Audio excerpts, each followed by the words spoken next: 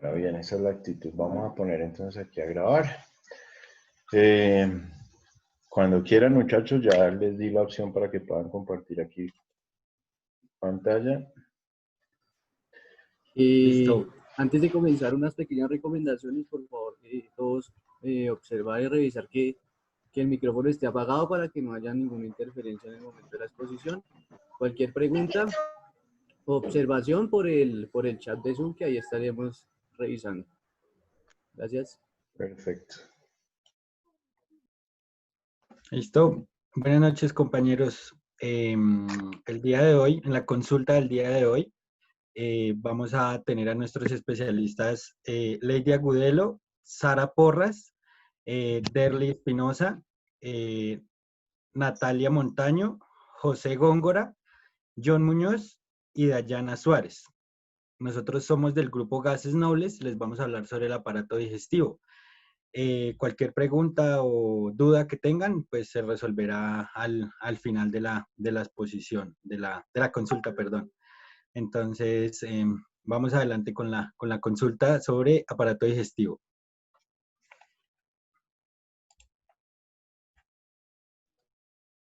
Por favor, la pasa, creo que es la siguiente que habla sobre lo que es el aparato digestivo. Bueno, la que sigue. Bueno, el aparato digestivo es el conjunto de órganos encargados del proceso de la digestión. Básicamente se encarga de la transformación de alimentos para que puedan ser absorbidos y utilizados por las células del organismo. Bueno, está formado por una serie de órganos huecos unidos en un tubo largo que va desde la boca hasta el ano. Los órganos huecos que lo componen son la boca, el esófago, el estómago, el intestino delgado, el intestino grueso y el ano. Los órganos también pues, está compuesto por órganos sólidos, los cuales son el hígado, el páncreas y la vesícula biliar. Ahora sí la devuelves, por favor. Bueno, la importancia de la digestión. El cuerpo necesita los nutrientes provenientes de los alimentos para funcionar y poder mantenerse. El aparato digestivo descompone químicamente los nutrientes en partes lo suficientemente pequeñas para que el cuerpo pueda absorber los nutrientes que estos llevan y usarlos para la energía, crecimiento y reparación de las células. Tenemos tres características importantes. La primera es las proteínas se descomponen químicamente en aminoácidos, las grasas se descomponen químicamente en ácidos grasos y glicerol, y los carbohidratos se descomponen químicamente en azúcares simples.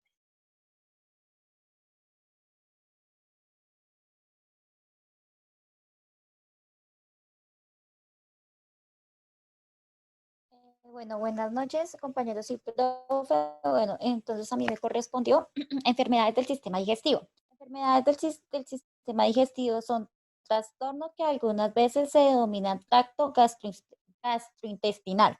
El primer signo de problemas en el aparato digestivo con frecuencia comprende uno o más de los siguientes síntomas: sangrado, estreñimiento, diarrea, acidez gástrica, náuseas y vómitos, dolor en el abdomen, problemas para tragar y aumento o pérdida de peso.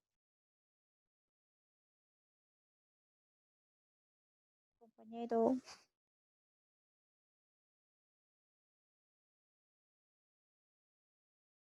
Gracias.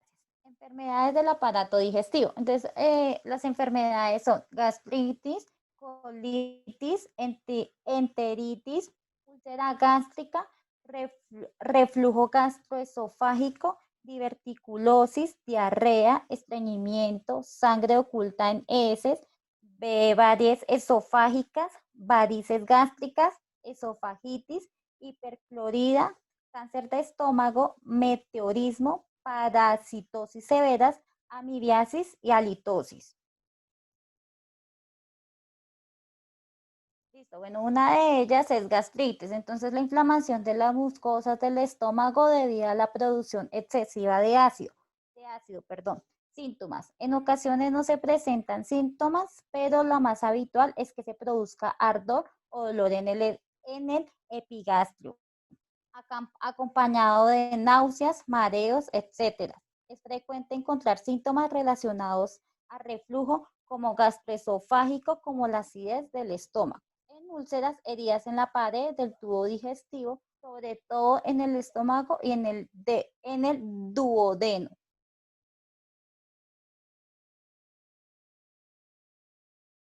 Colitis, enfermedad inflamatoria del colon, en el intestino grueso y del recto. Está caracterizada por la inflamación y ulceración de la pared interior del colon. Los síntomas típicos incluyen diarrea, algunas veces con sangre y con frecuencia dolor abdominal. También tenemos el cáncer gástrico, que es un tipo de crecimiento tisular maligno producido por la proliferación continua de células anormales, con capacidad de invasión y destrucción de otros tejidos y órganos. En particular, el esófago y en el intestino delgado, causado cerca de 1 millón de muertes en el mundo anualmente. Los síntomas: indigestión o una sensación ardiente, diarrea o estreñimiento, hinchazón del estómago después de comidas, pérdida del apetito, dificultad a tragar alimentos, tos persistente o ronquia, pérdida de peso.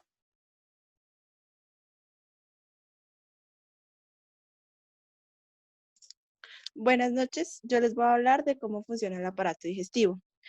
Primeramente, este transporta los alimentos y desechos por el tubo digestivo. Segundo, la secreción de los jugos digestivos y la digestión de alimentos.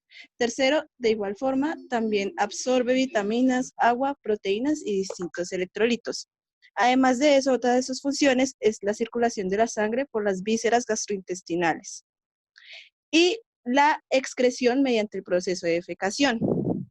El tubo digestivo es el que va desde la boca hasta el ano, pasando por el esófago, el estómago, el intestino delgado y el intestino grueso y finalmente el ano.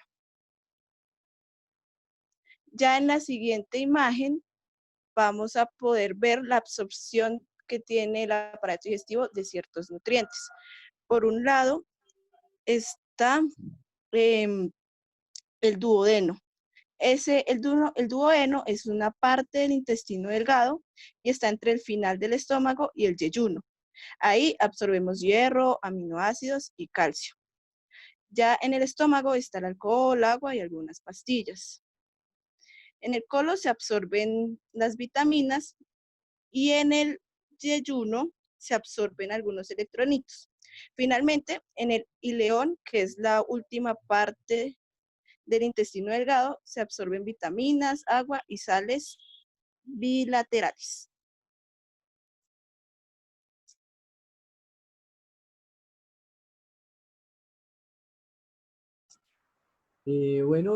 Hablando un poquito del proceso digestivo, el cual pues investigando tenemos 5, el cual el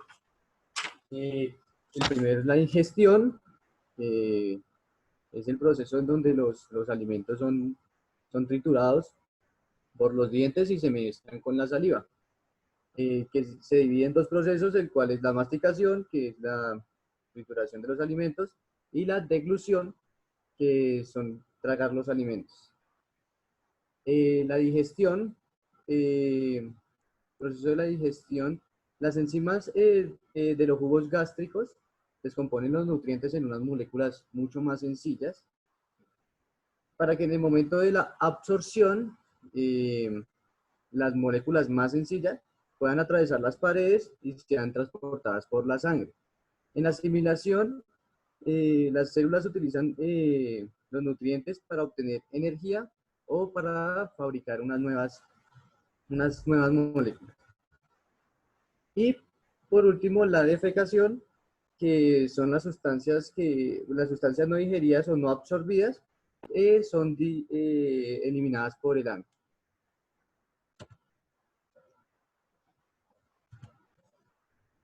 En este cuadrito dividimos el proceso digestivo por los diferentes órganos.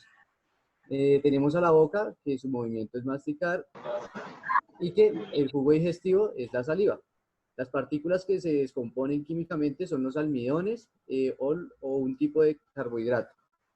En el esófago es la peristalsis, que no tiene no interviene ningún jugo y que simplemente el alimento pasa y no más. En el estómago, el músculo superior en el estómago se relaja para permitir la entrada de los alimentos y el músculo inferior mezcla los alimentos con el jugo digestivo. Aquí vemos el ácido involucrado al ácido estomacal y algunas enzimas digestivas. Las partículas que se descomponen son las proteínas. En el intestino delgado también hay peristalsis y está involucrado el jugo del intestino delgado, el jugo digestivo del intestino delgado. Los alimentos que se descomponen químicamente aquí son las harinas, las proteínas y los carbohidratos. En el páncreas no hay ningún movimiento, interviene el jugo pancreático y las partículas descompuestas son los carbohidratos, las grasas y las proteínas. En el hígado tampoco hay ningún movimiento. El jugo que interviene es el bilis y descompone la grasa. En el intestino grueso también tenemos la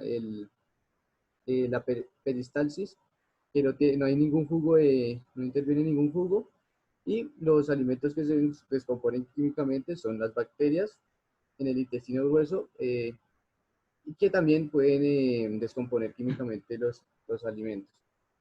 Con esto tenemos también que en el proceso digestivo consta de unos catalizadores, los cuales son conocidas científicamente como las enzimas, las cuales son fundamentales para el proceso de la digestión y del metabolismo de los organismos vivos. Encontramos 5 que para nosotros en la investigación son importantes. La primera es la amilasa, que es producida en la boca. La amilasa ayuda a descomponer las grandes moléculas de almidón en moléculas de azúcar más pequeñas. La segunda enzima es la pepsina, que es producida en el estómago, que ayuda a descomponer las proteínas en aminoácidos.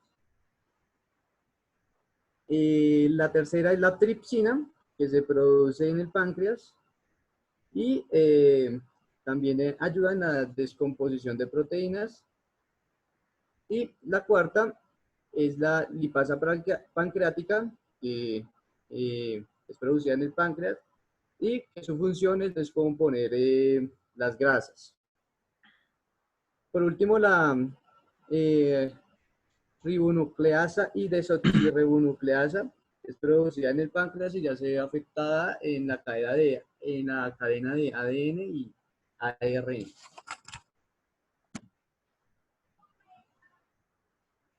Listo.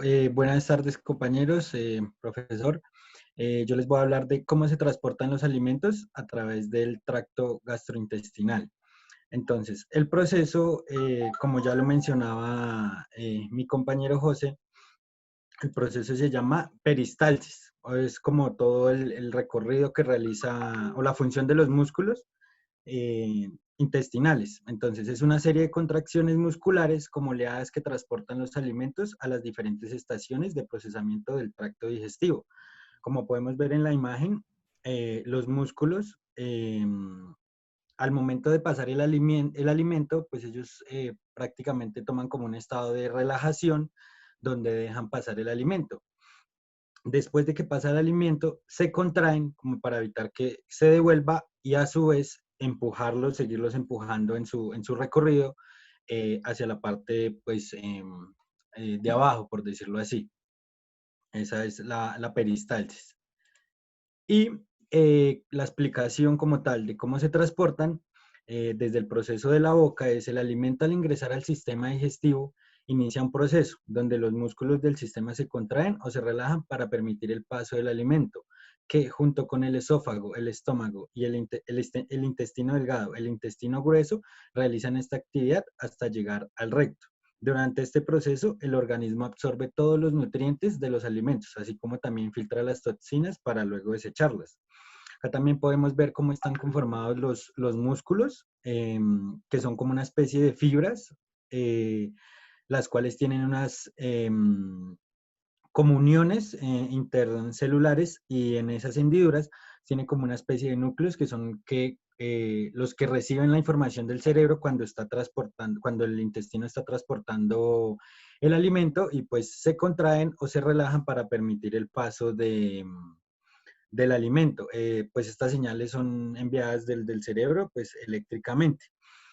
Más abajo en la siguiente imagen vemos como tal la capa de como por capas, los músculos, o la parte específica de cada parte gastrointestinal, donde pues los alimentos se desplazan gracias a una mucosidad que pues tenemos, y a diferentes fluidos, como lo mencionaba mi compañero José, que pues los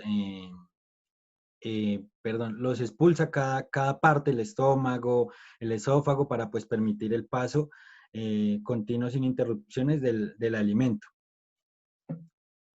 Y vamos a ver un corto video pues donde se ve como más explícito el tema del procesamiento del alimento.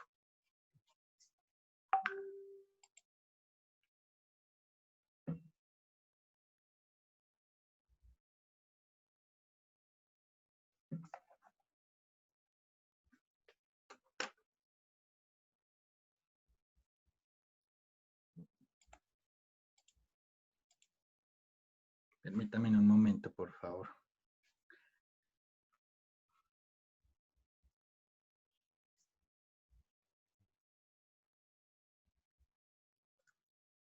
Listo, entonces acá podemos ver, esta sería la parte del tracto gastrointestinal.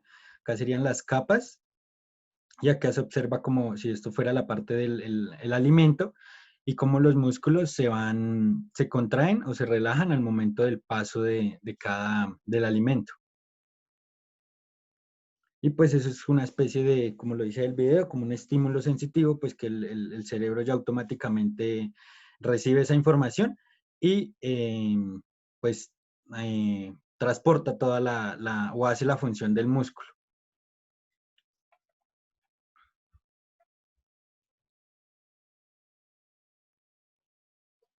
¿Listo? Entonces esa es la función, o cómo se transportan los alimentos a través a través del tracto gastrointestinal. Gracias.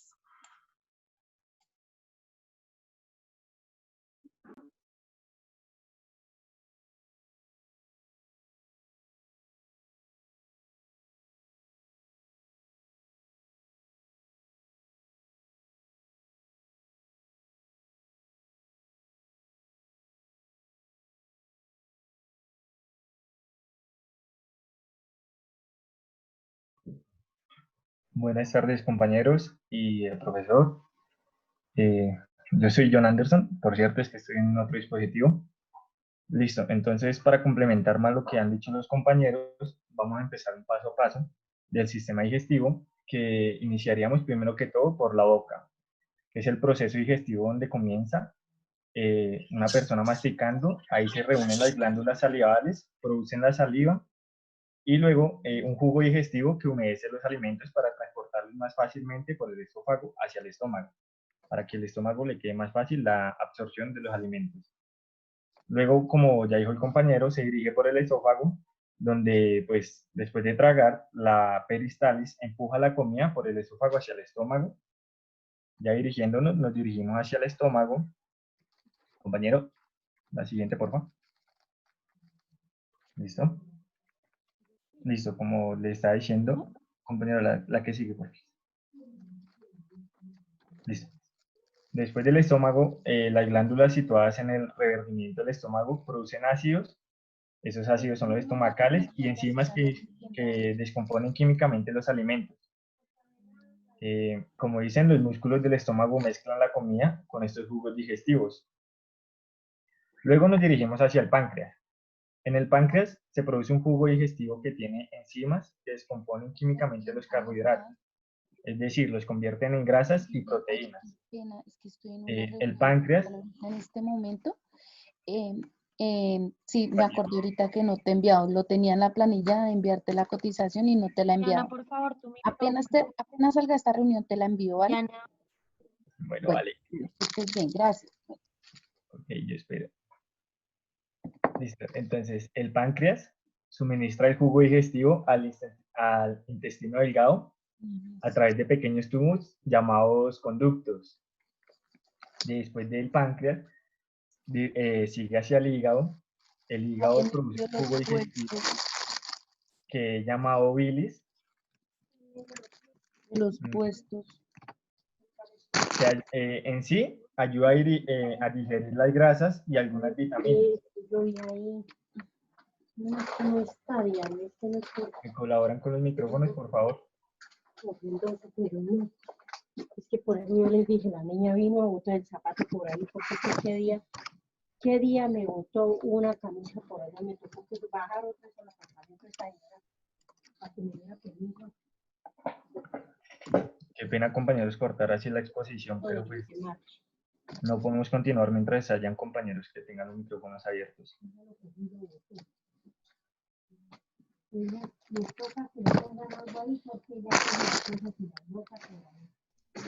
Un día yo digo que me bajan, me las vino a botar ahí. Las vueltas. Y las encontraron cuando estaban barriendo. Checa tu micrófono, por favor. Ya la bloqueé desde acá, muchachos. Sigan, por favor. Listo, muchas gracias. Entonces, estamos con el hígado. Como lo dije anteriormente, el hígado produce un jugo digestivo que es llamado bilis. Él ayuda a digerir las grasas y algunas vitaminas. Los conductores biliares transportan las bilis desde el hígado hasta la vesícula para ser almacenada o hasta el intestino delgado para ser usada. Luego nos vamos para la vesícula biliar. La vesícula biliar almacena la bilis, entre comillas, cuando una persona come, la vesícula biliar exprime esa bilis hacia el intestino a través de los conductos biliares. Luego ya nos dirigiríamos hacia el intestino delgado. El intestino delgado produce un jugo digestivo, el cual mezcla con la bilis y un jugo pancreático para complementar la descomposición química de proteínas, carbohidratos y las grasas. Pues el intestino delgado contiene unas bacterias, pero las cuales no son muchas, porque pues cuando hay gran número de bacterias, el exceso del intestino puede agotar los nutrientes que necesita el cuerpo. Entonces, el intestino delgado maneja bacterias, pero no tanto, a diferencia del intestino grueso. Listo, continuando, el intestino delgado transporta agua del corriente sanguíneo al tracto gastrointestinal para ayudar a descomponer químicamente los alimentos. Al intestino también se le absorbe con agua o con otros nutrientes, es decir, cada vez que la comida va en el transcurso del intestino, él va absorbiendo el agua de los alimentos, volviéndolo, o sea, para mandarlo directamente al intestino grueso y así producir lo que conocemos como heces o materia fecal. Luego, pues ya siguiendo al intestino delgado, al intestino grueso, las bacterias del intestino grueso ayudan a descomponer químicamente los nutrientes restantes y producen la vitamina K, los productos de desecho de la digestión, inclusive las partes de los alimentos que aún son demasiado grandes, se convierten en lo que ya había dicho, en heces. Listo. Algún dato curioso que tenemos como tal es que el intestino delgado tiene 6 metros de longitud, es decir, casi el tamaño de una jirafa, pues en nuestro cuerpo humano, en nuestro cuerpo, qué pena. Y sobre el intestino grueso, ese sí mide entre 1,5 a 2 metros. Otro dato sobre la boca es que la cantidad de saliva que produce en un año puede llenar 2 bañeras y medias, que serían como una piscina. Y pues esa sería mi parte, entonces continuamos con la exposición. Espero les haya gustado. Cualquier pregunta, estoy atento. Ok, buenas noches. Bueno, yo les voy a hablar qué pasa con los alimentos digeridos. Pues todo es un proceso, como ya sabemos, y el primero inicia en la boca, masticando los alimentos y los mezclamos con la saliva, formando lo que ya conocemos como el bolo alimenticio. Esto recorre el esófago Luego pasa al estómago, allí se mezcla con un jugo gástrico, convirtiendo ya allí la sustancia un poco más blanda. Esa transformación la llamamos digestión. Ya pasamos a la siguiente, que es el intestino delgado. Allí los alimentos digeridos pues se mezcla con la bilis, que pues es producida con el hígado. Allí se almacena sustancias diversas e importantes para nuestro cuerpo, como es el hierro, la vitamina, y purifica la sangre. Ya también se mezcla con el jugo pancreático, pues como lo indica, son segregados con el páncreas. Allí ya es totalmente líquido, pasa por la sangre a través de las paredes del intestino y se absorbe todos los nutrientes que son importantes para nuestro cuerpo. Ya en la etapa final, pues los alimentos que no utiliza el cuerpo, pues se llaman residuos y llegan al intestino grueso, lo cual se expulsan al exterior a través del ano, convirtiéndose en heces fecales. Listo, compañero, pásale.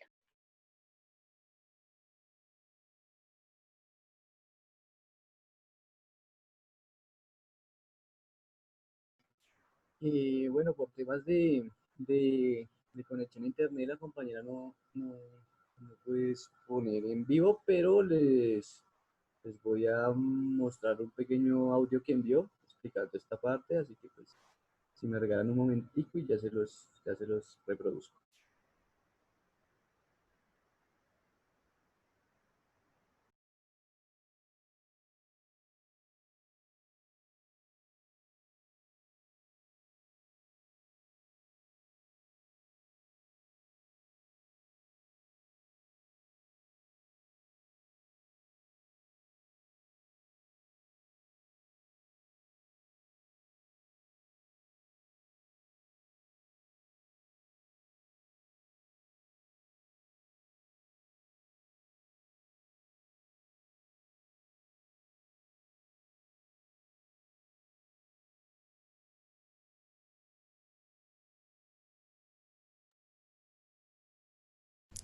¿Cómo controla el cuerpo el proceso digestivo? Las hormonas y los nervios trabajan juntos para ayudar a controlar el proceso digestivo.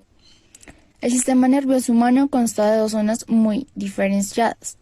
El sistema nervioso central, compuesto por el encéfalo. Las hormonas son un sistema etérico formado por un conjunto de más de 100 millones de neuronas, ubicado en los tejidos que rodean el estómago, el esófago, el intestino delgado y el colon. Esta es la causa principal por la que hay quien lo define como un segundo cerebro, aunque esto trataría de un concepto incorrecto, ya que el cerebro tiene bastantes neuronas, aproximadamente 85.000 millones de neuronas. El sistema endocrino utiliza como mensajeras las hormonas que se liberan en la sangre para viajar hasta las células diana, en las que se activa algún tipo de mecanismo. Por otro lado, el sistema nervioso consta de un complejo entramado de neuronas a través de las cuales se envía la información en forma de señales eléctricas, es decir, la unión entre el sistema nervioso central y el encéfalo. Los nervios. Ambos sistemas se diferencian principalmente en dos factores, la velocidad y la duración de la respuesta. En el caso de las hormonas, la respuesta se da de una forma lenta, pero continua durante un largo periodo de tiempo. De ahí que se dan las principales mensajeras del procesos constantes como el desarrollo o el crecimiento. En cambio, las señales nerviosas viajan más rápido, dando lugar a respuestas precisas pero cortas. Por eso intervienen en fenómenos como la visión y el dolor. Por último, les vamos a mostrar dos videitos, por favor, un momento.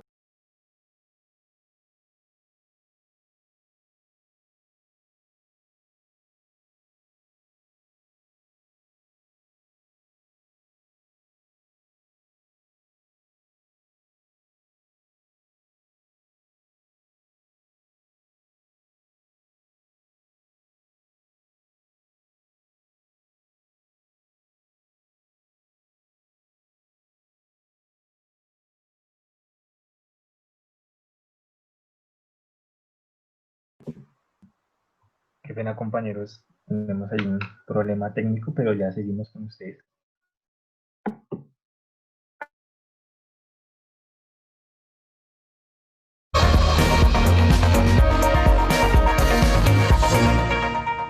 el encargado de alimentarnos, de poner al cuerpo en marcha y de deshacerse de lo que nos sobra, es sin embargo mucho más que un mero tubo extractor. Muchos científicos lo definen como el segundo cerebro. Las paredes del estómago y las del intestino albergan tantas neuronas y neurotransmisores como la médula espinal. Todo por el tubo digestivo, desde el esófago hasta el colon, aunque es cierto que la mayoría de sensaciones las percibimos desde la zona del estómago. Son neuronas un poco diferentes y con funciones diferentes. Después del cerebro, ninguna parte de nuestra anatomía tiene tantas, la mayoría destinadas a llevar a cabo la digestión. Algunos han puesto cifra, más de 100 millones, el tamaño del cerebro de un gato. Conforman un sistema nervioso autónomo, el entérico. Podemos decir que es el mayor órgano sensorial del cuerpo, un corre ve y dile a nuestra mente. A través del nervio vago mantienen una comunicación constante y en ambas direcciones. Es una relación en ambos sentidos. Nuestro bienestar emocional per se puede afectar a nuestro bienestar digestivo y a la inversa. Esto no quiere decir que el estómago o las tripas tengan sentimientos, pero sí que pueden influir en nuestra conducta, nuestro bienestar o nuestros gustos más de lo que creemos. En situaciones de estrés, el cerebro le manda señales al tubo digestivo. Envía señales que estimulan la movilidad o la disminuyen del intestino. Depende más de los neurotransmisores que se liberen, más contracción, un poco menos. Nos cagamos, dice la expresión, cuando tenemos miedo porque los esfínteres se relajan. Es una respuesta a un momento de mayor actividad neurológica. Y se nos hace un nudo en el estómago cuando estamos tensos. Y disminuye la movilidad del intestino y reduce la capacidad de distensión. Hace un efecto de saciedad que se corresponde a un nudo en el estómago. Las mariposas, que dicen sentirlos enamorados, también tienen un porqué.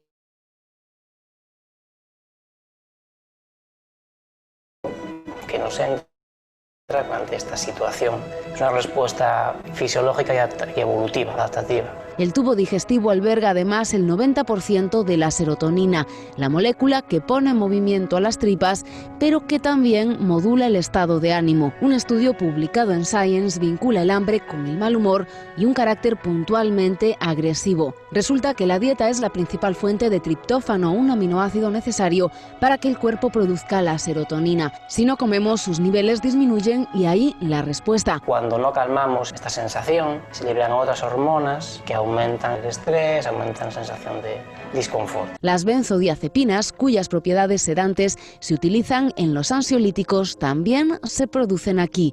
Sin embargo, no podemos confundirnos como lo hicieron los egipcios, que asociaron erróneamente los sentimientos al aparato digestivo. La principal misión de sus neurotransmisores no es otra que la digestión. Pero alberga todavía algo más interesante, las bacterias. Tenemos más bacterias en nuestro intestino que células en nuestro cuerpo. Nos han acompañado durante toda la evolución. Y está bien tener muchas bacterias. La diversidad es lo que aporta la estabilidad. La flora intestinal, bautizada como microbioma, puede ser muy manipuladora. Se producen sustancias que interaccionan con el sistema nervioso del propio intestino y del sistema nervioso central. Tener en mayor o menor medida un determinado tipo de bacterias podría condicionar que seamos más o menos delgados. Se ha demostrado al menos entre ratones realizando un trasplante de bacterias intestinales. Se cree que hasta podrían influir en la personalidad. En otro experimento realizado también con ratones se ha visto cómo el carácter antisocial de unos se contagiaba, por así decirlo, a los otros después de inyectarles un tipo de sus bacterias. Hinter unserem Bauchnabel passiert einiges ziemlich Unfassbares. Und da ein bisschen mehr darüber zu wissen, kann eigentlich nur dazu führen, dass man den Darm nicht mehr peinlich findet, sondern ihn am Ende vielleicht genauso sehr liebt wie ich. Existen de hecho los trasplantes fecales para tratar el colon irritable. Lo más interesante está, sin embargo, por descubrir. La ciencia le presta cada vez más atención a esta parte del cuerpo que sigue siendo la gran desconocida. Listo, continuamos con el siguiente video, el cual pues explica mucho mejor paso a paso lo que hemos dicho nosotros. Y pues nos vamos con el video.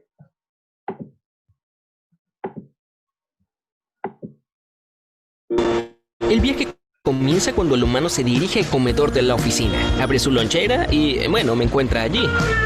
¿Qué más tiene él aquí? Un sándwich de pavo, un poco de yogur.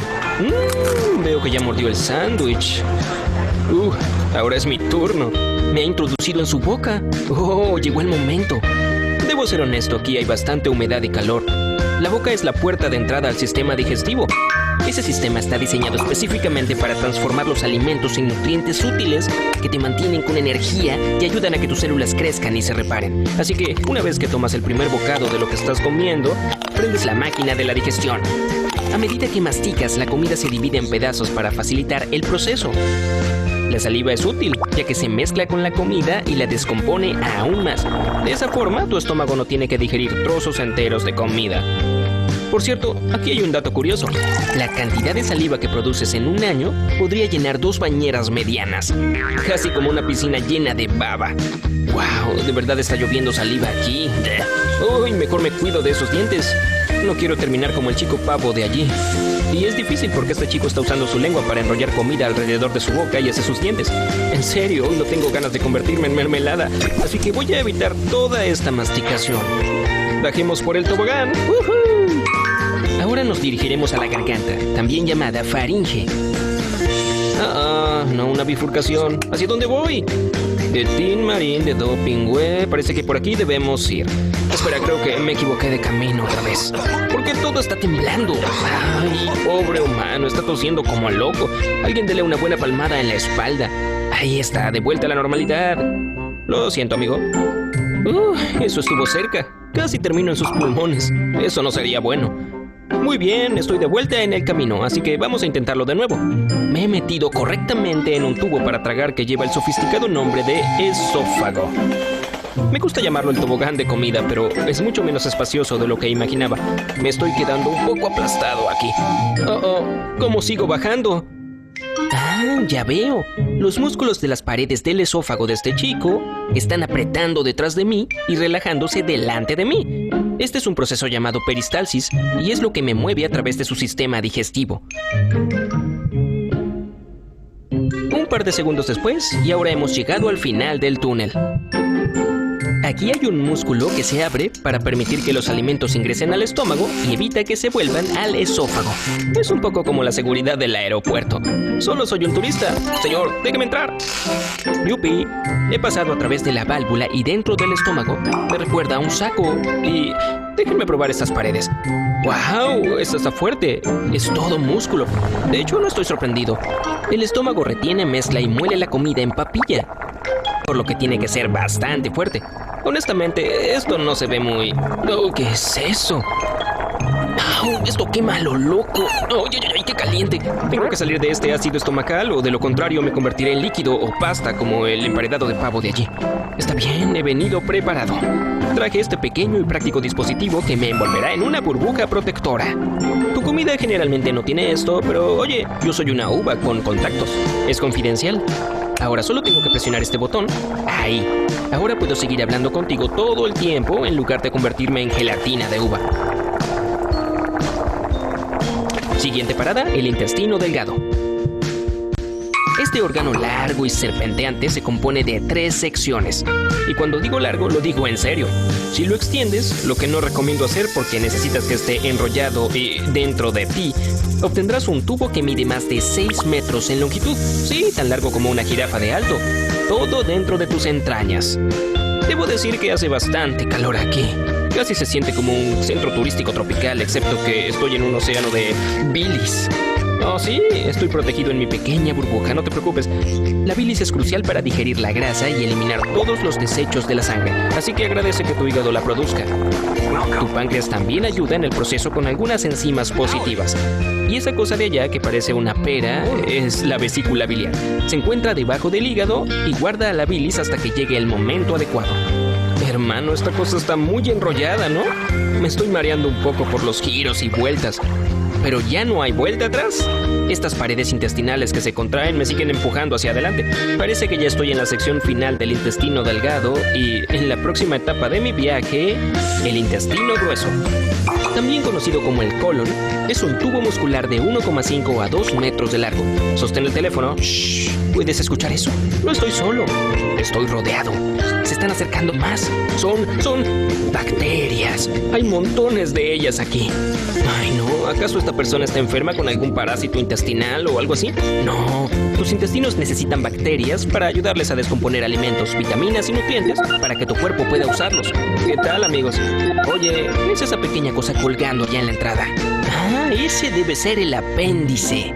Bueno, el apéndice no hace mucho, aparte de hospedar bacterias que podrían necesitar ser liberadas en el intestino. También tiene algunos tejidos que son útiles para tu sistema inmunológico, pero es sobre todo una cosa inútil, por lo que las personas aún pueden vivir sin ella. Oye, si tu apéndice se inflama, un médico te lo cortará. ¿En serio? Parece que este chico todavía tiene el suyo. Bien por ti. Bueno, ahora estamos en el intestino grueso y me alegro de que sea un poco más espacioso aquí. Si no hubiera tomado mi burbuja protectora ultra secreta, estaría hablando contigo ahora como una líquida mezcla amarillenta de desperdicios. A medida que estas contracciones musculares me empujan a través del colon, me succionan toda el agua. Mi forma final, heces. Así es, popó del número 2, como quieras llamarlo. Se forma en el intestino grueso. Todavía hay muchas bacterias por todo el lugar. En verdad están trabajando duro, ¿eh? Bueno, no puede haber muy pocas o demasiadas. De lo contrario, tendrías problemas digestivos como la intolerancia alimentaria. También juegan un papel importante en tu inmunidad. Y es por eso que tienes billones de ellas en tu intestino. ¡Excelente! ¡Sigan así, chicas! Estoy en camino a través del colon izquierdo. Cuando se llena demasiado de heces, decide volcarlo todo en el recto porque no puede contenerlo solo. Usualmente toma cerca de 36 horas para lo que queda de tu comida, ya no mucho ahora, solo desperdicios, llegue a este punto. Pero he estado acelerando este viaje porque tengo otras cosas de uva que hacer. Así que vayamos al recto de una vez. ¡Jerónimo! Listo, compañeros. Eso sería todo por hoy. Espero les haya gustado. Especiales como este o aquel que te permiten saber cuándo hay algo de lo...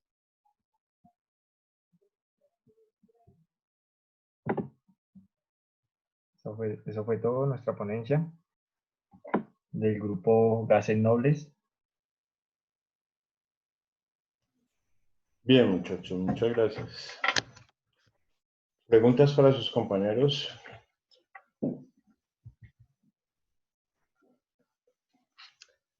Bien. ¿Ninguna pregunta? Bien, estoy de acuerdo, tienen pues una muy buena presentación.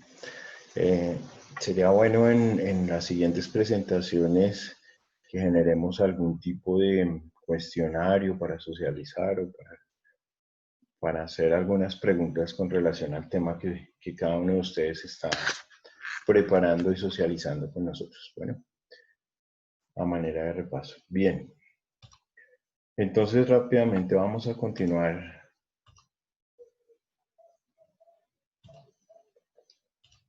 con este tema para dejarlo ya aquí por visto. Todos estamos en la presentación, ¿cierto? Sí, señor. Sí, señor. Sí, profe. Bien. Sí, señor. Gracias.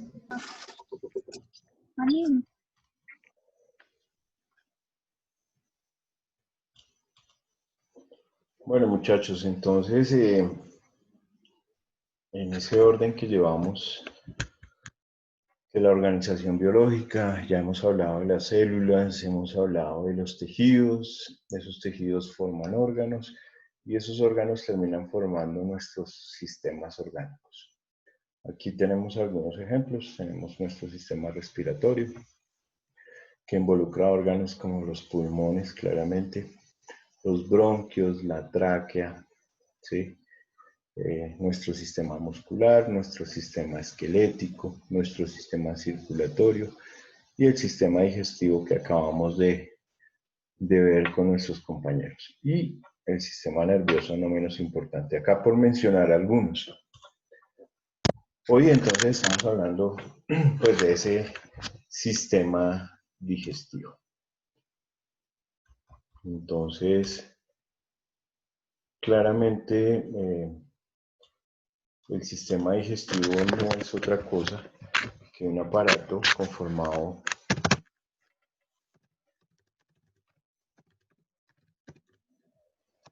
por un tubo, ¿cierto?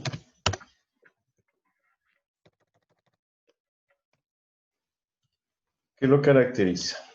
Va de la boca hasta el ano, ¿cierto? Solamente que va cambiando de nombre de acuerdo a su anatomía.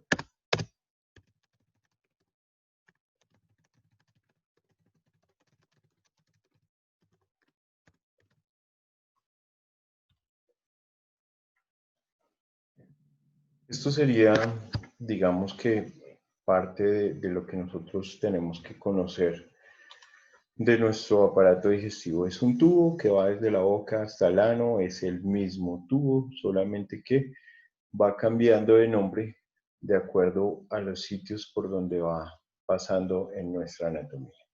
¿Sí? ¿Cuáles son las funciones? Vamos a enumerarlas rápidamente.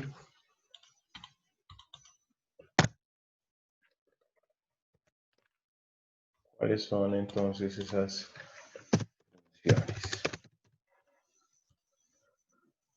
La primera función que tiene nuestro aparato digestivo es la de digestión o ingerir, ¿cierto? La ingestión o ingerir. ¿Quién me dice cuál es la segunda función? Diferente a La los chicos digestión. que hicieron la exposición. Digestión. La digestión. Bien, la digestión. La tercera. Absorción. Absorción. Absorción.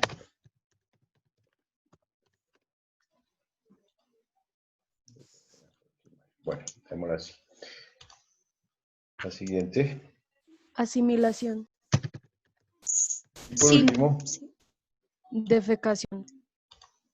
la excreción.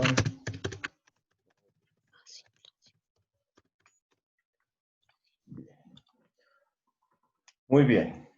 ¿Cuáles entonces los órganos que vamos a utilizar para cada una de estas funciones? Entonces, en la ingestión, ¿cuáles son los órganos que intervienen? La boca. Sí. El Y el esófago. Bien. En el caso de la digestión, tenemos entonces El estómago. y la primera porción de nuestro intestino delgado. ¿Cómo se llama esa primera porción de nuestro intestino delgado? ¿De ayuno? Duodeno. El duodeno.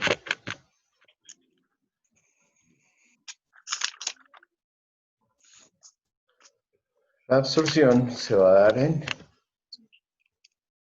el resto del intestino delgado y parte del intestino grueso. Entonces, ¿cómo se le llama al intestino delgado? Aparte de duodeno, lo acabaron de decir. Yeyuno. El yeyuno y león. Yeyuno y león.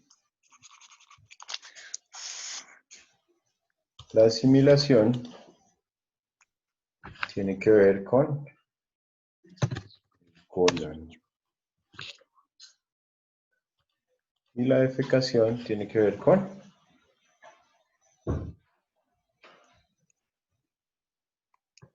¿El ano? recto y el ano. Bueno, acá en el colon también nos falta una parte que se llama el sigmoide. El colon y el sigmoide. Entonces, estos son los sitios anatómicos de nuestro aparato digestivo que van a estar relacionados cada uno con las funciones específicas de nuestro sistema o aparato digestivo. Cada uno tiene una función y esas funciones son, como lo explicaron muy bien sus compañeros, muy importantes. Ingestión, digestión, absorción, asimilación y excreción o defecación. Excreción o defecación.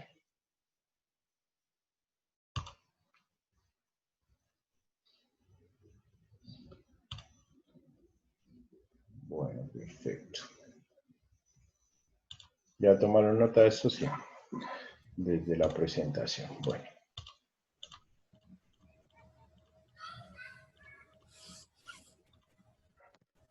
Cuando nosotros hablamos entonces de ese órgano muy importante que es la boca, ¿cuáles son las funciones de la boca? Ya dijimos que era digerir, ¿cierto? Pero ¿qué otras funciones tenemos? La salivación. Saliva, Salivación. ¿Qué el más? gusto, o sea, tener gusto en las papilas gustativas. El gusto en la lengua, muy bien. ¿Qué más funciones tiene nuestra boca? La masticación, muy bien. ¿Para qué más nos sirve la boca?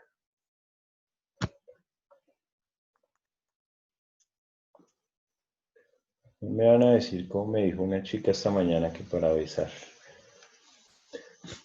¿Para qué más nos sirve la boca? Para degustar. Ya está en el gusto. Ah, ok. Masticar, degluir. Ah, no, degluir no.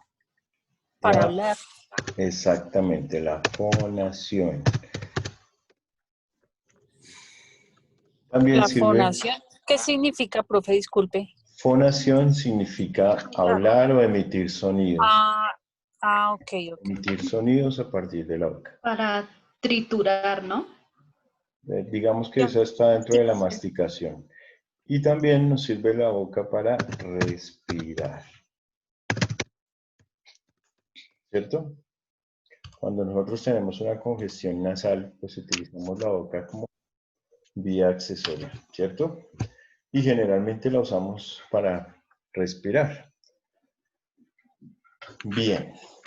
Fíjense, entonces, que la boca pues, va a tener unos órganos muy sofisticados relacionados con todo este tipo de funciones, ¿cierto?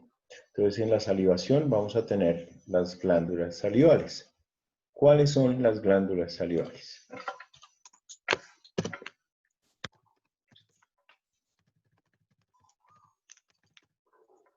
¿Quién me las dice?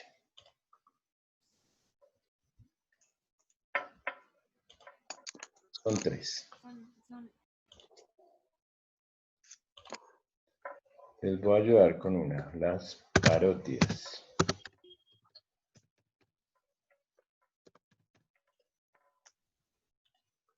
¿Qué otras glándulas? Debajo de la lengua tenemos otras glándulas. ¿Cómo se llaman? Si están debajo de la lengua, ¿cómo se van a llamar? Sublingual. Sublinguales, muy bien. Glándulas sublinguales. Y debajo del maxilar tenemos las otras. Submaxilar. Exactamente, submaxilares. Estas van a ser entonces nuestras glándulas salivales. A partir de las parótidas, a partir de las sublinguales y a partir de las submaxilares, vamos a formar toda la saliva necesaria para nuestro primer proceso del sistema digestivo, que es la ingestión y la deglución. ¿Cierto? Bien, tenemos obviamente la lengua, que es un órgano importante en la boca. ¿Sí? La lengua es un músculo y es un músculo que está dotado por unos receptores nerviosos. ¿Cómo se llaman esos receptores nerviosos? Papilas gustativas. Exactamente. Entonces, en la lengua vamos a tener nuestras papilas gustativas.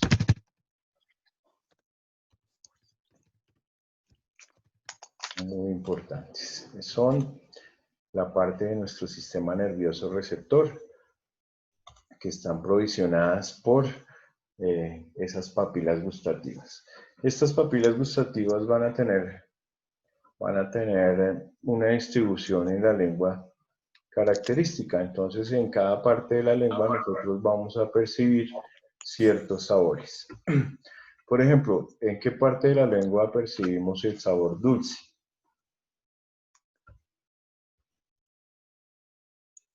¿En la punta de la lengua? Exactamente. En la punta de la lengua percibimos el sabor dulce. ¿Sí? Hacia los lados y adelante percibimos el sabor salado. Salado. Hacia atrás, el ácido, ¿sí? Y hay otro sabor que salió ahora que le llaman el umami. No sé si lo han escuchado. Que es en el centro, si no Es estoy en mal. el centro, en el dorso de la lengua. Muy bien. Bien. Aparte, pues va a tener un movimiento importante que va a ayudar a la mezcla de ese alimento que está ingresando. Lo vamos a triturar con nuestros dientes y lo vamos a mezclar con la lengua. Vamos a recibir sus sabores, vamos a mezclarlo con la saliva y vamos desde acá a iniciar nuestro proceso de degradación de ese alimento que estamos recibiendo. Vamos a tener un paladar duro y un paladar blando. Paladar duro y paladar blando.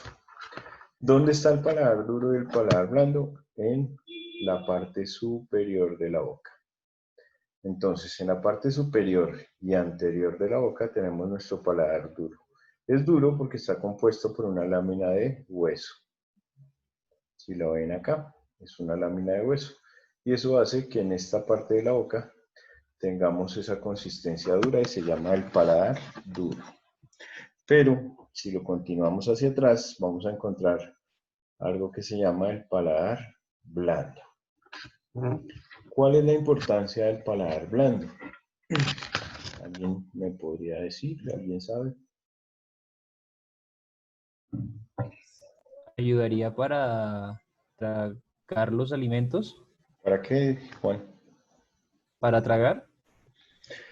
Sí, digamos que cuando nosotros llevamos con la lengua, empujamos el alimento hacia atrás, ¿sí? Hacia la vía digestiva alta, este paladar duro se va a subir y va a cerrar esta comunicación que tenemos con la vía respiratoria. Entonces a muchos nos ha pasado que estamos comiendo y de pronto se nos da por reír, alguien cuenta un chiste o algo así y se nos viene, bien sea líquido si estamos tomando, el grano de arroz y se nos viene hacia la nariz por esta vía. ¿Les ha pasado? Sí. Exacto. Entonces, el mecanismo de este paladar blando es simplemente formar como una compuerta que cada que nosotros vamos a hacer la deglución por un reflejo, pues él se cierre y no permita que nuestro contenido alimenticio se nos vaya a devolver hacia la vía respiratoria de la nariz. ¿Listo? Lo mismo sucede aquí abajo. Resulta que aquí abajo hay dos caminos diferentes. Uno que se llama el esófago y el otro que se llama la tráquea. La tráquea es la vía respiratoria alta y el esófago es la vía digestiva alta. Si nuestro alimento se va para la tráquea, pues se va para los pulmones, como lo mostraba el video que nos mostraron sus compañeros. Nuestro alimento no debe coger nunca para la vía respiratoria. Y cuando eso pasa, ¿cuál es nuestra respuesta? Toser, ¿cierto? Cuando decimos que se nos fue por el camino viejo, ¿cierto? Entonces, ¿cuál es el mecanismo que hace que nuestra comida siga por el esófago? Pues esta compuerta que tenemos nosotros y que se llama la epiglotis. La epiglotis es una estructura que cuando hacemos nuestro reflejo de deglución, o sea, de tragar el alimento, ella también se va a cerrar y va a cerrar esta compuerta. Y esa compuerta cerrada permite que el alimento siempre vaya a coger por el esófago o la vía digestiva alta. Aquí a nivel de la laringe y de la tráquea, pues tenemos, digamos que las cuerdas vocales y otros tipos de estructuras que hacen parte de la respiración y la fonación también. ¿Hasta aquí vamos bien? Sí, señor. Bueno, listo. Señor. Entonces, queda claro que la boca inicialmente y el esófago son esos dos órganos que van a tener una relación directa con esa primera función que es la ingestión y la deglución.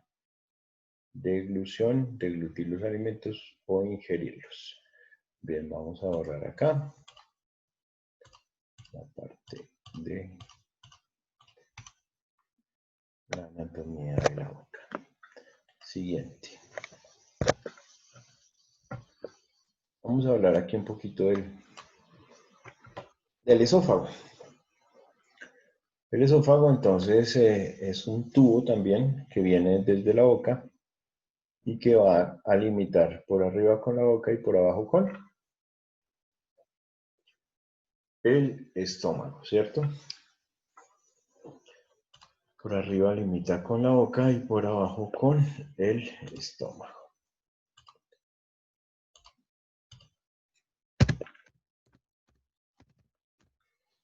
El esófago. ¿Qué función tiene el esófago? ¿Cuál es la función más importante? ¿Llevar el alimento hasta el estómago?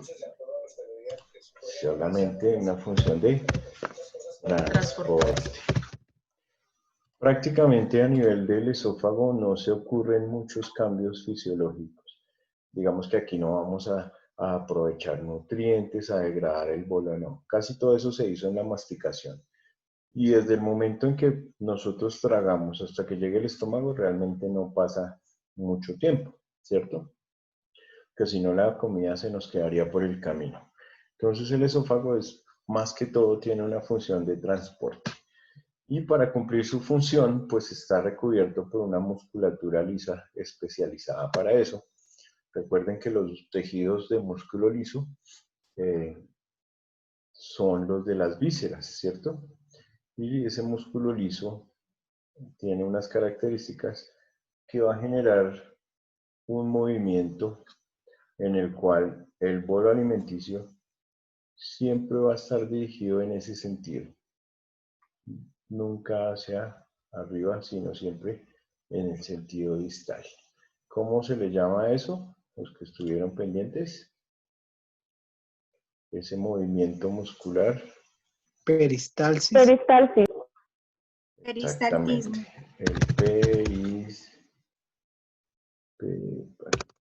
Peristaltismo. La peristalsis o el peristaltismo lo vamos a encontrar no solamente en el esófago, sino en todo el recorrido, a partir de la boca, en todo el recorrido de nuestro tubo digestivo. Vamos a encontrar el peristaltismo. Muy importante. Si yo les pido que me definan con sus palabras peristaltismo, ¿quién lo definiría? Sin mirar el texto. Es el movimiento del intestino para darle paso al bolo fecal para ser evacuado. Sí, aunque acá en el esófago aún no hablamos de bolo fecal, sigue siendo bolo alimenticio. Y ya tenemos Es en el ese esófago, perdón. El peristaltismo, entonces... Bueno, a la comida. Digamos al alimento. Bien, Lindsay. Es simplemente la contracción muscular propia de nuestro tubo digestivo que va a llevar el contenido del alimento en una sola dirección, o sea, en una dirección hacia lo más distal, hacia adelante, nunca hacia atrás. ¿Listo? ¿Cuánto mide un esófago?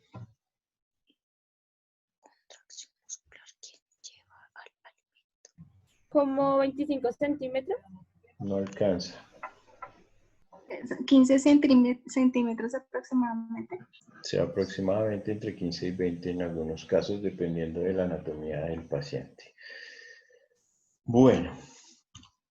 Bien, entonces el esófago simplemente es un tubo de transporte que casi no tiene funciones diferentes a esas, ¿sí? Y que se caracteriza por la peristalsis de sus músculos o el peristaltismo. Bien. Después del esófago, ¿dónde vamos a llegar? A nuestro estómago, ¿cierto? A nuestro estómago. Entonces, vamos a empezar a ponerle nombres a todo esto. Acá viene nuestro esófago. Y aquí, adelante del estómago, ¿qué tenemos? ¿Cómo se llama esa estructura que tenemos adelante del estómago? La boca estomacal. No, adelante. O sea, después del estómago sigue el duodeno. El duodeno. El duodeno, muy bien. El duodeno. Bien. Entonces tenemos el esófago por arriba y el duodeno por abajo. Esos son los límites de nuestro estómago. Entonces, a la unión entre el esófago con nuestro estómago, vamos a ponerle el nombre aquí también al estómago, que ya todos sabemos cuál es. ¿Cómo se le llama a esa unión entre el esófago y el estómago? ¿Quién me dice?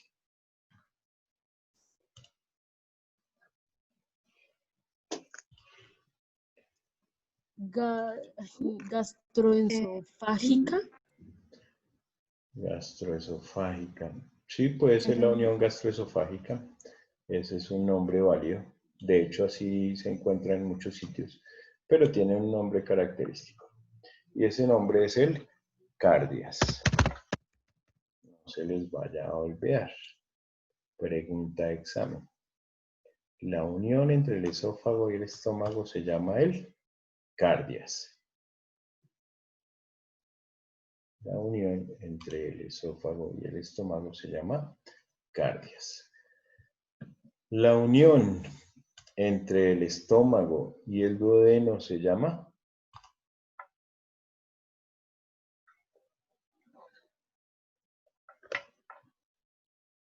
ni idea. Creo que es el pílori.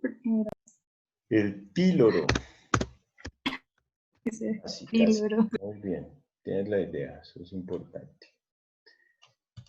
El píloro y el cardias son los puntos límites de nuestro estómago.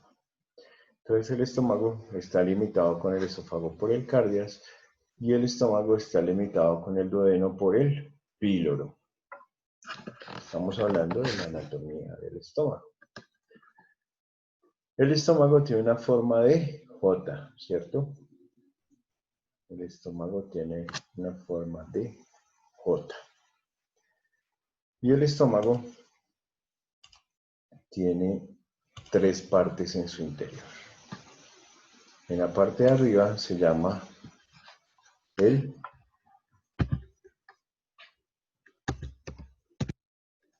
fondo.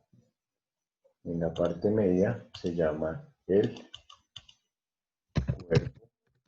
Y en la parte baja se llama el antro. Fondo, cuerpo y antro son las partes de nuestro estómago. ¿Hasta aquí vamos bien? Sí, señor. Listo. Cuando nosotros consumimos el alimento, ya dijimos que a partir de la boca ya se empezaba a hacer parte de la degradación de ese alimento y ya empezábamos a adquirir algunos nutrientes en la boca gracias a las enzimas y a la salivación. Pero una vez el alimento baja y llega al estómago, pues en el video vimos que empezábamos a tener contacto con el ácido clorhídrico, ¿cierto? Con el pepsinógeno y con otras enzimas que van a estar involucradas en la digestión. Cuando se hace la digestión en el estómago, queda un producto de ese alimento. ¿Cómo se le llama al producto del alimento que queda en el estómago?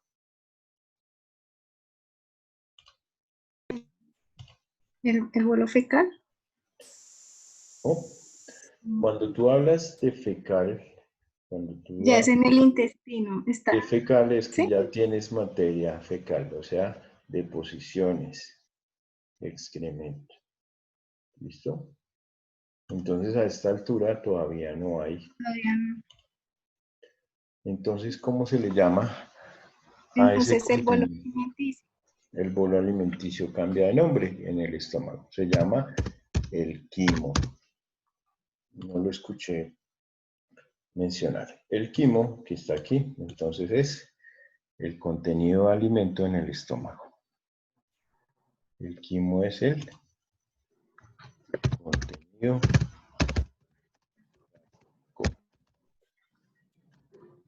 de lo que era antes el bolo alimenticio, ¿cierto? Eso es el quimo. Pregunta de examen. ¿Qué es el quimo? Es el alimento que está contenido en el estómago, después de tener ese proceso de digestión que realizan los ácidos gástricos y que realizan también las enzimas gástricas. ¿Vamos bien? ¿Repetir la definición del quimo, por favor? El quimo es el bolo alimenticio después de un proceso de digestión con ácidos gástricos. Mejor dicho, el contenido del alimento a nivel del estómago se llama quimo. ¿Por qué? Porque ya ha tenido una mezcla con enzimas y jugos gástricos. A eso se le denomina quimo, a ese producto de esa mezcla o de esa reacción química con ácidos y con enzimas.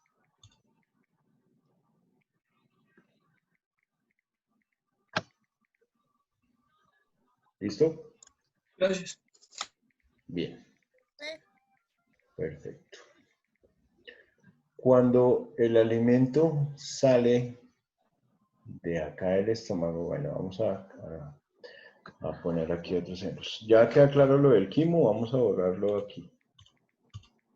¿Algunos de ustedes le han practicado una endoscopia de vías digestivas altas? Sí, señor. Algunos, sí. bueno, bien. Una endoscopia de vías digestivas altas es un proceso invasivo en el cual a través de una manguerita con una cámara ingresan por la boca, bajan por el esófago, llegan al estómago y muchas veces avanzan hasta el duodeno. Esa es una endoscopia de vías digestivas altas. La otra es una endoscopia de vías digestivas bajas, también llamadas colonoscopias o rectosigmoidoscopias o ese tipo de nombres, ¿cierto? Claramente, pues como tienen una camarita, pues en vivo vamos a revisar las paredes de nuestro estómago, vamos a ver que todo se encuentre dentro de las características normales, pero de repente encontramos cosas alteradas. Lo más común es encontrar las famosas gastritis, ¿cierto? ¿Qué es una gastritis? Es una inflamación de la pared de nuestro estómago. Del estómago. Si es acá arriba, es una esofagitis. Si es acá abajo, es una duodenitis. Pero cuando es limitada a nuestro estómago, es una gastritis. ¿Listo? Las gastritis, dependiendo de qué tan grave sea la lesión de la pared, pues se les va a poner el apellido. Entonces es una gastritis eritematosa o es una gastritis ulcerativa, dependiendo de si lo que tiene es un enrojecimiento o si lo que tiene es una úlcera. ¿Listo? Entonces ahí ya va quedando el informe por parte del médico. Entonces, inicialmente dijo que era una gastritis. Y seguidamente dijo que era eritematosa, por ejemplo, solamente un enrojecimiento. Y terceramente, ¿qué va a decir? Si está en el fondo, si está en el cuerpo o si está en el antro. Si está en el fondo se va a llamar fúndica. Si está en el cuerpo se va a llamar corporal y si está en el antro se va a llamar antral. Entonces vamos a poner aquí fúndica. Y así la va a reportar el médico que hace el estudio. Gastritis eritematosa fúndica. Ese es el resultado de la endoscopia. Entonces, quien la revise va a decir que tiene una inflamación solamente eritematosa de la mucosa en el fondo del estómago, no en el cuerpo y no en el antro, sino en el fondo.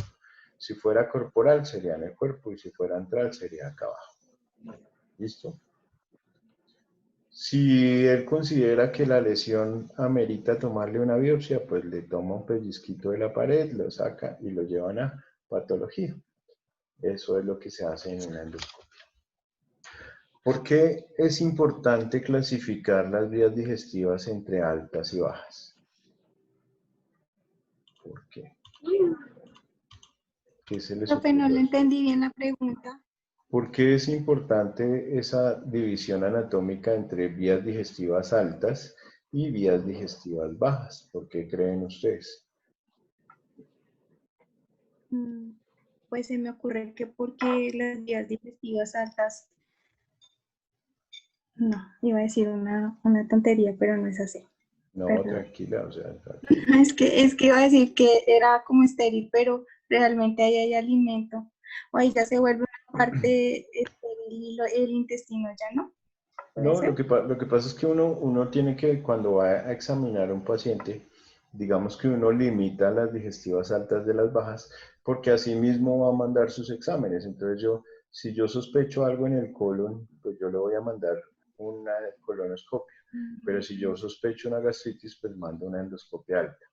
Pero si una persona llega a urgencias y lo que tiene es un sangrado, y el sangrado es rutilante, es fresco, es líquido, ¿en qué sospechamos nosotros que tenga? ¿Una lesión alta o una lesión baja?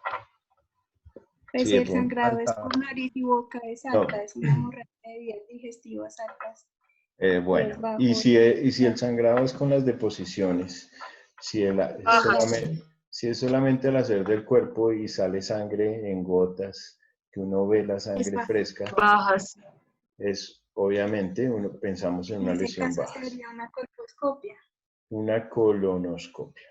Colonoscopia. Perdón, colonoscopia. Porque la colonoscopia es la de... Y si las deposiciones del paciente son negras, ¿qué significa eso? Es una hemorragia sangrado. digestiva. ¿Un cáncer, no? No, no necesariamente es un cáncer. ¿Qué más? ¿Qué ¿Puede dijo? ser un sangrado? ¿Por el tracto digestivo? Eso, ¿quién dijo eso? Yo. Es que no te veo Yesid. porque tengo la... Yesid. Bien, Yesid. Esa es la respuesta correcta. Cuando tenemos deposiciones negras, la deposición negra es un signo de sangrado, pero que ya lleva mucho tiempo digiriéndose en el intestino. O sea que probablemente se le rompió un vasito acá en el estómago y siguió su recorrido la sangre, pero como hace todo el proceso de digestión, al tener la deposición, pues la deposición no va a ser sangre fresca ni rutilante, sino ya ha tenido un proceso de digestión y va a salir negra. A eso se le llaman deposiciones melénicas o melenas. Una deposición negra. Y una deposición negra es un signo de alarma y es una urgencia vital. ¿Por qué? Porque cuando uno se corta... ¿Por qué? No, perdón, es que pensé que nos estaba preguntando. Sí, tranquila, ¿El ¿no? Pero paciente sí. puede sangrarse internamente? Claro, si tú te... Que puede tener una pérdida considerable de sangrado y puede Se hacer desocupa, le da una hipovolemia, entra en shock, porque cuando tú te cortas un dedo, pues tú te pones presión y paras el sangrado, pero cuando estás sangrando aquí adentro del estómago, ¿con qué te haces presión? No hay forma, tienes que hospitalizarte. Y por vía endoscópica te van a parar el sangrado, pero si eso no se hace, pues el paciente va a perder sangre a tal punto en que va a entrar en shock. Y al entrar en shock, entonces va a estar pálido, taquicárdico, hipotenso y va a morir por una hipovolemia. ¿Listo? Entonces, una melena o una deposición con sangre siempre es un signo de alarma y es una urgencia médica. Bien, ¿hasta aquí vamos? Sí, señor. ¿Queda claro? Las Sí, partes señor. del estómago, cuerpo, fondo, antro, el cardias y el píloro. Ahora, ¿quién me dice, por favor, cómo se llama ese músculo que divide el tórax del abdomen? El diafragma. Muy bien, el diafragma. Entonces, el diafragma es un músculo que pasa por acá. ¿Cierto? El diafragma nos atraviesa a nosotros de adelante a atrás y de lado a lado. Es como una plancha que tuviéramos que nos divide nuestro cuerpo exactamente aquí. ¿Cierto? Donde estamos poniendo aquí sobre la imagen del cuerpo humano, vamos a tener ese diafragma. Discúlpenme ahí si se me va el pulso. Bien. ¿Cuál es la importancia del diafragma? Pues él es un músculo importante para la respiración porque él permite que los pulmones se expandan cuando respiramos y cuando se contrae, bota la respiración. Limita el tórax por arriba y el abdomen por abajo.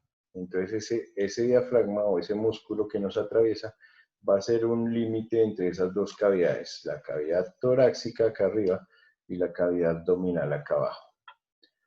Pero entonces, ¿cómo se puede comunicar el esófago con el estómago? Pues ese diafragma va a tener un orificio que es por donde se comunica el esófago con el estómago, ¿cierto? Va a estar obviamente con sus digamos que, respectivos agujeros para que estas estructuras anatómicas pasen o se comuniquen. Entonces, a nivel del diafragma existe el esfínter esofágico inferior. El esfínter esofágico inferior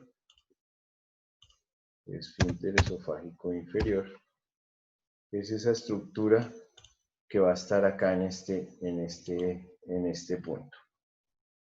¿Sí? ¿Cuál es la función de un esfínter? Permitir que el bolo pase en este sentido, pero que no se devuelva. ¿Cierto? Pero muchas veces los esfínteres también se relajan. Entonces, cuando tenemos vómito, ese esfínter se relaja y permite la regurgitación de nuestro contenido del estómago hacia la boca o hacia la parte, hacia el exterior a partir del vómito, ¿cierto? Eso es un esfínter esofágico inferior. Resulta que cuando hacemos mucha fuerza vomitando, puede que parte de nuestro estómago se suba a la cavidad torácica. A eso se le llama una hernia hiatal, muy común. Las hernias hiatales es cuando encontramos esta estructura del estómago, esta parte superior del estómago, que se pasó por el esfínter y está ocupando parte del tórax. Y esa sí es una causa de que tengamos reflujos y reflujos y reflujos, porque el esfínter ya no está en su posición, sino se corrió y ya no hace su función. Entonces, ese es el reflujo gastroesofágico generado por hernias hiatales. ¿Quedó claro? Sí, señor. Sí, señor. Gracias. Sí, señor. Siguiente. Aquí viene otra parte importante y es cuando hablamos de la vesícula biliar, ¿sí? Y nuestro páncreas. Sus compañeros lo documentaron muy bien en el video. ¿Qué se produce en el hígado? La bilis, ¿cierto?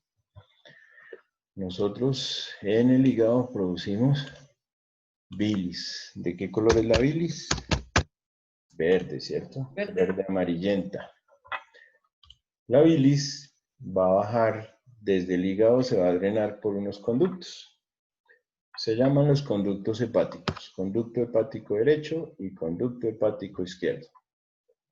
Cuando se une el derecho con el izquierdo, van a formar un conducto que se llama el conducto hepático común. ¿Por qué? Porque pues el derecho más el izquierdo forman un conducto hepático llamado el conducto hepático común. ¿Qué es la vesícula? Es una bolsa que sirve como reservorio. La vesícula es un reservorio de bilis que vamos a tener nosotros aquí. Un reservorio de bilis. Y esa bilis, cuando estamos en nuestro proceso de digestión, pues esa bolsita se contrae y bota la cantidad de bilis necesaria para seguir con nuestro proceso digestivo. ¿Dónde se sucede todo esto? en el duodeno. Veníamos del estómago, ahora estamos en el duodeno. En el duodeno. El duodeno, dime. Tengo una pregunta. Y digamos, cuando las personas las operan de la vesícula, o sea que ya no botan bilis o... Sí, a ellas les quitan esta bolsita, pero el conducto hepático y el conducto hepático derecho, izquierdo y el común se continúan con un conducto que se llama el colédoco y esa vía queda permeable. Aquí lo que le interrumpen es una comunicación con un conducto que se llama el cístico, que es el que viene de esta bolsita. Ese se cierra, se liga, ¿sí? Pero la vía biliar queda permeable. O sea, la bilis ya no se va a guardar como reserva en esta bolsita, sino se produce y sigue su trayecto hacia el intestino. Lo que pasa es que en el punto donde entra en el intestino también hay un esfínter. Y ese esfínter solamente va a dejar pasar la bilis que necesita el cuerpo para su digestión. De lo contrario, pues va a quedar aquí almacenada en la vía biliar. ¿Listo? En ese punto del intestino donde llega el colédoco, que es la última parte de la vía biliar, pues se va a encontrar con un conducto del páncreas. Este que ven acá es el páncreas. Y el páncreas va a tener un conducto que va a drenar los jugos pancreáticos. Esas enzimas pancreáticas se van a drenar por ese conducto. Se llama el conducto de Wilson. El conducto de Wilson se une con el colédoco aquí en un esfínter que se llama la ampolla de Vater. Bueno, esto ya es muchos nombres nuevos, pero igual vamos a ponerlo acá. La ampolla de Vater para que no se nos olvide. La ampolla de Vater. La ampolla de Vater aquí acá es la unión entre el colédoco y el Wilson. O sea que van a tener o entre los dos van a compartir esta vía a nivel del duodeno. Después del estómago viene el duodeno, recuerden. Y en el duodeno es donde va a llegar en esta ampolla de Vater a unirse la vía biliar con la vía pancreática. Por eso muchas veces hay pancreatitis o inflamaciones del páncreas que se relacionan con vías, con cálculos que vienen bajando por acá, porque la tapan y hacen que se aumente la presión y den pancreatitis de origen biliar. Simplemente es una congestión del páncreas porque se bajó un calculito, una piedra y tapó este sitio que comparten los dos a manera de drenaje. ¿Ya claro? O ya se enredó el tema mucho. Ya me enredé, profe. Sí, tranquila, yo te explico, pero vamos a volver al principio. La vía biliar es una y la vía pancreática es otra, pero las dos comparten el mismo sitio de drenaje en el intestino. ¿Ya? ¿Por qué tienen que entrar al intestino? Porque uno va a segregar bilis, el otro va a segregar jugos pancreáticos que van a ser parte de la digestión de lo que venimos hablando, que es nuestro alimento, que en el estómago se convirtió en quimo, ¿recuerdan? Y siguió su trayecto. ¿Qué sigue después del estómago? El duodeno. A nivel del duodeno es donde estas dos estructuras se van a encontrar, tanto el páncreas como la vía biliar, pero van a compartir ese punto de entrada al intestino. Lo va a compartir el páncreas con la vía biliar, comparten ese punto de entrada en el intestino. Se llama la ampolla de Vater. Perdón, profe, ¿y ahí no seguía luego el píloro? ¿O ese es otro lado? Bueno, entonces, espérame a ver si hay forma de sacarte esa duda con una imagen acá en un lado. Bueno, te lo voy a explicar acá. El píloro es esta unión entre el estómago y el duodeno. Y el duodeno es esta cosita que tiene forma de U. ¿Ya? Sí. Entonces, como tiene forma de U, en la anatomía dicen que tiene 3 porciones. Primera porción, segunda porción y tercera. No tiene otro nombre. Solamente primera porción del duodeno, segunda porción del duodeno y tercera porción del duodeno. El píloro se limita a la unión del estómago con la primera porción del duodeno. Recuerda que este es un tubo que se continúa, solamente cambia de nombre de acuerdo a la anatomía. Entonces el píloro es simplemente la unión o donde cambió de nombre de estómago a duodeno. Paso a la primera porción del duodeno. Acá en la segunda porción es donde viene a alojarse el páncreas y donde va a drenar la vía biliar. En esta segunda porción del duodeno es donde se van a encontrar esas dos estructuras. ¿Listo? Ok, gracias. Bueno. Aquí entonces se va a reunir la bilis con el jugo pancreático y van a seguir formando otra sustancia que en el estómago se llamaba quimo. ¿Cómo se llamará ahora en el duodeno? Se llama el hilo. ¿Listo? Entonces, pregunta de examen. El quimo es el bolo alimenticio después de un proceso a nivel del estómago. Y el kilo es el bolo alimenticio después del proceso en el duodeno, cuando ya se reunió con la bilis y con los jugos pancreáticos. ¿Queda claro? Profe, ¿me puede repetir lo último, por favor? Claro. El quimo es lo que pasa con nuestro alimento en el estómago.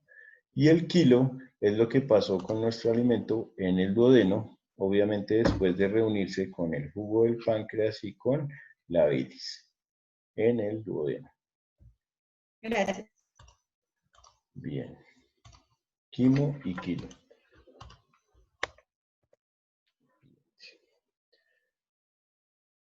Entonces, aquí viene nuestro esófago, nuestro estómago con forma de J, primera porción del duodeno, segunda porción del duodeno, tercera porción del duodeno. A partir de ahí empieza el yeyuno ilion. Yeyuno hasta la mitad e ilion su otra mitad. ¿Dónde termina el ilion? El yeyuno ilion es igual a ¿qué? Yeyuno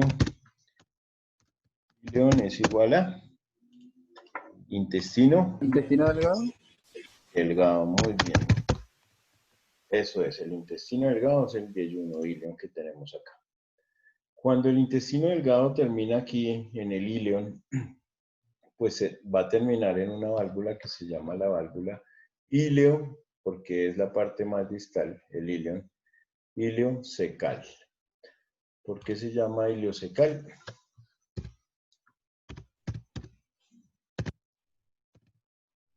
Ileocecal, porque es la unión del ilion con el ciego. A esta parte de la anatomía se le conoce como el ciego, acá, donde yo tengo el mouse. Este es el ciego, válvula ileocecal. Ileo porque viene de ilion, de intestino delgado, y cecal porque es el ciego, que es la parte inicial del colon. Se le llama el ciego. Por eso el apéndice que tenemos acá se conoce como apéndice cecal. ¿Se han escuchado ese nombre del apéndice o no? Apéndice cecal o el apéndice del ciego se llama. Esta colita de acá. Una vez que se une el intestino delgado con el ciego acá, pues es donde ya viene nuestro colon.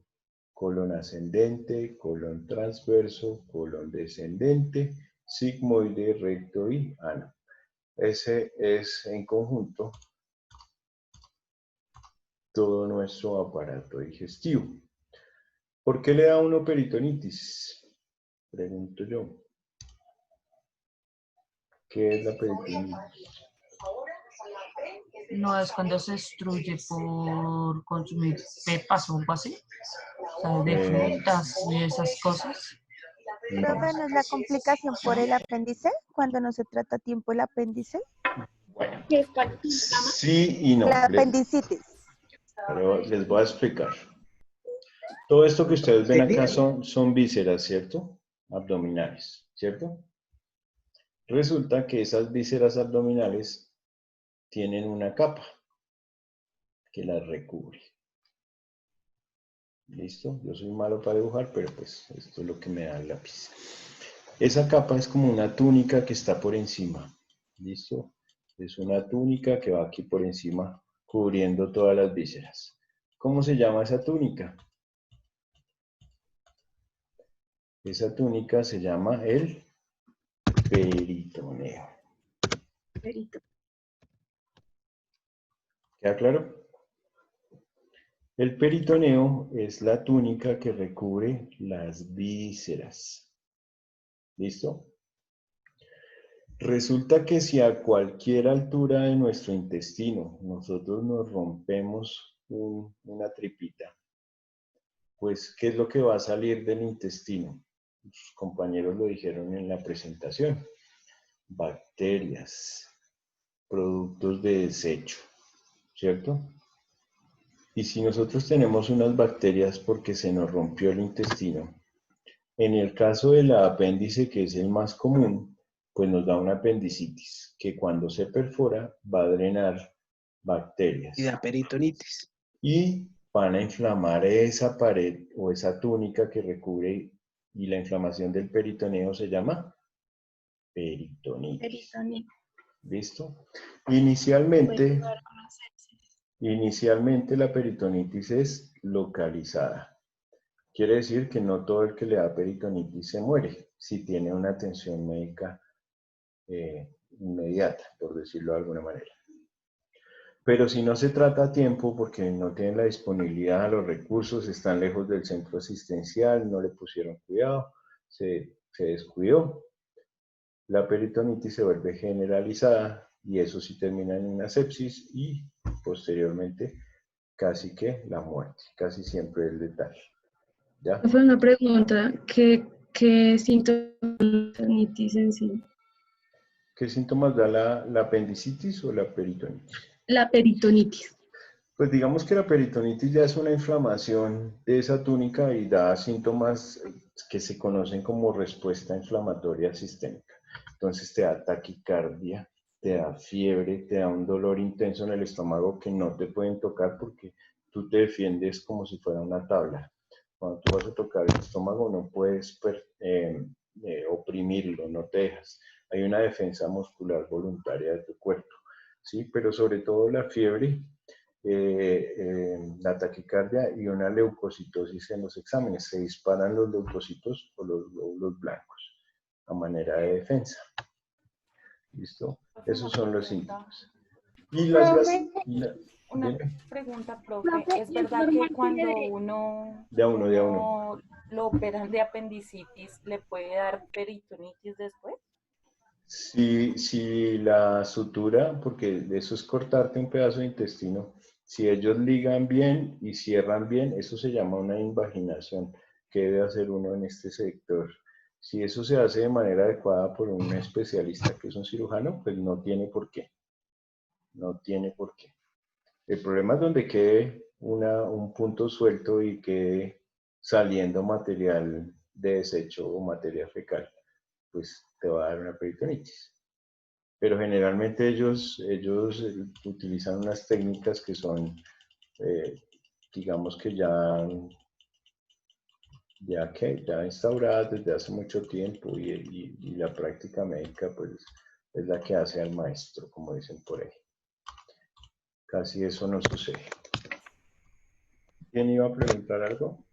Profe, pero, o sea, ¿es normal que a la mayoría de personas les dé o no? Sí, este apéndice se puede inflamar por muchas causas. Le echan la culpa a, digamos, partículas que no se digieren bien, como las pepas de las frutas, porque son pequeñas y porque podrían tapar esta parte. Digamos que aquí llegó el intestino delgado y esa parte de esa pepita se enclavó aquí. Acá se quedó.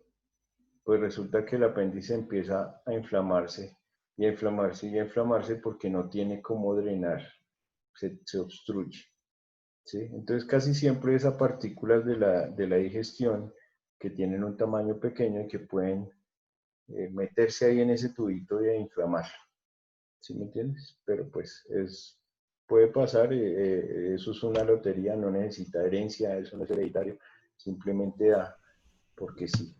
¿Dónde empieza el dolor del apéndice? Siempre empieza en la boca del estómago. Uno no puede decir que una apendicitis empieza con el dolor ahí abajo. No. Siempre empieza en la boca del estómago. Y durante las primeras 12 horas se va yendo el dolor hacia la derecha y hacia abajo y se va localizando. Pero las apendicitis siempre dan un dolor en la boca del estómago. Y aparte se acompañan de una triada que es fiebre, vómito y diarrea. Si no tiene fiebre, vómito y diarrea, no es una apendicitis. Así de sencillo. Fiebre, vómito, diarrea y un dolor localizado al lado derecho que empezó en la boca del estómago, es una apendicitis. ¿En cuánto tiempo da una apendicitis? En 24 horas. Lleva 3 días con diarrea, no es una apendicitis. ¿Listo? Son 24 horas. Esto tiene una evolución rápida, súbita, rápida. Empieza en la boca del estómago, se propaga a la derecha y baja del estómago y se acompaña de esta triada: fiebre, vómito y diarrea. Profe, ¿y operaciones malas en niños o algo así? Es que No, absolutamente no. Si a un niño toca operarlo porque le dio apendicitis, toca operarlo, así como un adulto, porque si no se opera, corre el riesgo de la peritonitis por la perforación. No es mala, es un órgano que uno puede vivir sin él, como lo explicaba el video. A uno se lo quitan y no pasa nada. ¿Sí? Una pregunta. Es que, perdóname, Juli. Es que a mí me operaron de apendicitis, pero yo duré como 2 días, porque decían que eran cálculos a la vesícula. A mí me dio un 31 y me operaron un 2, pero ya en la noche. Pero por eso, para que a ti te hagan todo eso, tienen que hacerte la ecografía, que el cirujano te vea, y lo que pasa es que este tipo de síntomas no son fáciles de detectar, pero pues si tiene los leucocitos altos, tiene fiebre, vómito, diarrea y el dolor localizado, pues el cirujano no tiene dudas. Él va a decir sí o sí, es una apendicitis. Es que creo que preciso era por eso, porque a mí no me dio fiebre, ni diarrea, ni vómito. Okay. Entonces, por eso fue que, pero ya no sé, no recuerdo qué examen me hicieron, pero no fue una ecografía ni eso. Y dijeron, no, sí, es apendicitis, pero se demoraron en por la leucocitosis, porque a ti te toman un cuadro hemático y te aparecen 15.000 leucocitos. Entonces dicen, sí, tiene algo inflamatorio o infeccioso. Y a las horas, 3 horas, 6 horas te hacen otro y ya no está en 15.000, sino en 20.000. Entonces el médico dice, es una apendicitis. ¿Por qué? Porque no se van a subir los leucocitos de 15 a 20.000 en 4 horas si no tiene algo como esto, por ejemplo. Con esto terminamos el aparato digestivo, muchachos. Muchas gracias por su atención. Vamos a parar aquí un momentico el video.